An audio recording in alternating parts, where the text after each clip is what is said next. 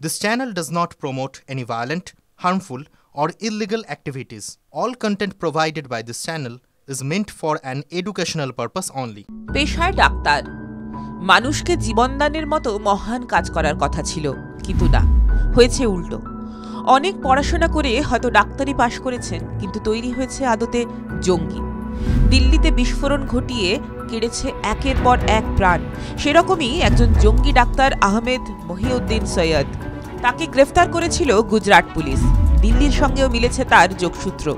শুধু তাই নয়, জনসাধারণের পানীয় জলে বিষাক্ত রাসায়নিক রেজিন মিশিয়ে প্রাণে মারার পরিকল্পনা করেছিল ওই অভিযুক্ত। বর্তমানে সে জেলবন্দি। খুনের মামলায় 2 অভিযুক্ত এবং পক্সো কেসের ধৃত এক অভিযুক্ত ওই জঙ্গিকে বেধড়ক মারধর করেছে বলে খবর। জেল সূত্রে জানা গিয়েছে, এদিন আচমকাই ওই 3 অভিযুক্ত ধৃত জঙ্গির উপরে হামলা করে। মানুষকে কেন মেরে ফেলার চক্রান্ত করেছিল ওই জঙ্গি? সেই কারণেই 3 জন মাটিতে ফেলে পেটায় সৈয়দকে। পরে জেলরক্ষীরা ছুটে গিয়ে প্রাণে বাঁচায় ওই জঙ্গিকে। এরপর সৈয়দকে হাসপাতালে নিয়ে যাওয়া হয়।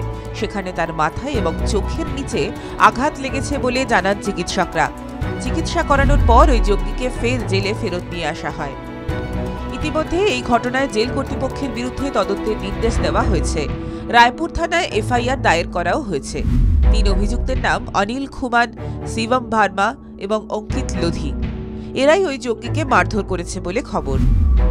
মহিউদ্দিন রেডি গাছ থেকে বিষাক্ত রেজিন সংগ্রহ করার কাজ করছিল। দিল্লির আজাদপুরের ফলের বাজার থেকে আহমেদাবাদের ফলের মার্কেটে রেকি করেছিল সে। বড়সড় রাসায়নিক হামলার পরিকল্পনা করেছিল মহিউদ্দিন সহ 3 জন। কিন্তু পরিকল্পনা বাস্তবায়ন করার আগেই গুজরাট পুলিশের এটিএস এর হাতে ধরা পড়ে যায় ওই 3 জঙ্গি। TV9 Bangla digital.